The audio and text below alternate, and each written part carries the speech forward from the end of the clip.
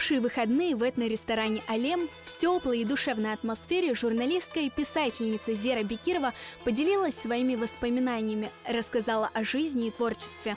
Ленин байрағына ішке кірген вақытында пек бөлі бір арзум бар еді. Қырымда, демек, Қырым бойынша «Известия» газетасының несі өз мұхбыры олмақ. Бет о бір хаял переслік бір жеді, кім Қырым татарына өлі мақсыз мұхбыр, яда өз мұхбыр етіп қойacak меркези газетке. Ләкин кенеде олар деділер, біз сізге бөлі бір вазифелер берірміз, ве вақты-вақтынен бұл мақалелеріні газетамызға басармыз. Особое место в жизни Зеры Бекировой занимает летопись национального движения крымских татар. Журналистка начала заниматься темой национального движения в конце 80-х, в годы активной борьбы за возвращение на родину. Мен білесем, эпсіміздің бір мұқаддес, бір Қырым татарының бойын боржыдыр. Milli hareket hakkında bilmek, milli hareket iştirakçilerini bilmek, оларның унутмамак. Зера Бекирова также занимается большой исследовательской работой. Она помогала Идрису Асанину в составлении трехтомника «Адалет Куреши Сафларенда», а после его смерти сама издала 4-й том. Не так давно Зера Ханым совершила экспедицию на Урал, где еще живут крымские татары, депортированные туда в 44-м. Сен о инсанмен оның балалығына қайтасың, оның ең ағыр хатырлауларыны пайлашасың, яшайсың. Күч қайдан аласың? Бекім шу Қырым татары олғанымызда. Зера Ханым ответила на вопросы гостей встречи и поделилась своим взглядом на современное национальное движение.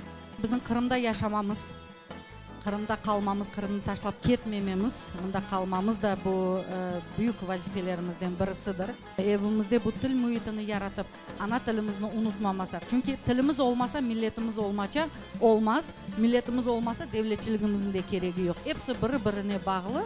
Onun için elbette ki ve балаларымызны, ана-бабаларға elbet milli ruhta terbiyelemek. Мне было интересно. Зера Бекирова — это все-таки тот человек, который может поделиться его опытом, рассказать очень много интересного.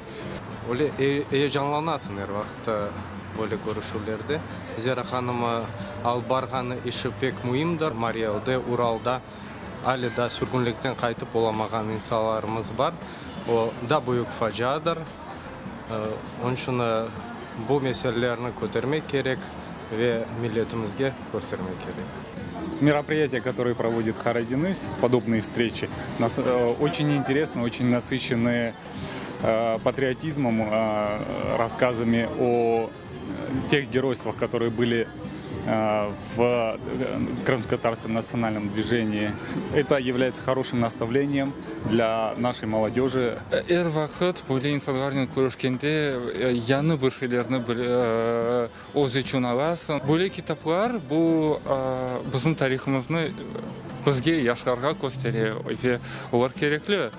Ебеті Мариэлге, Уралға бармақ бұл пеке енгелшелдегіл, анда біздің халқымыздың векілерін тапмақ бұл пек бұйық іш. Ватанперверлік тілінен бағылы ғайелер, фікірлеріні ішіткеніме ве Зера ханым бұл тәжірибесінен, бұл дүния бақшынен пайлашқанына пек мене дарым.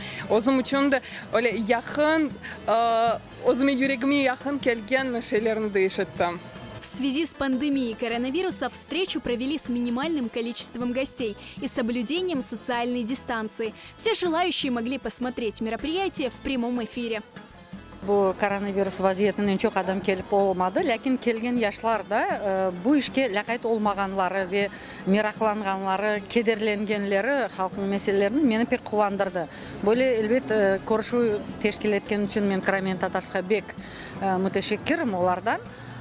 Bu şeylerini çokça yapmak gerek. Çünkü gerçekten bana böyle bir sual oldu da mesela bugünkü günde ne yapmak gerek? Milli hareketin nasıl devam etmek gerek?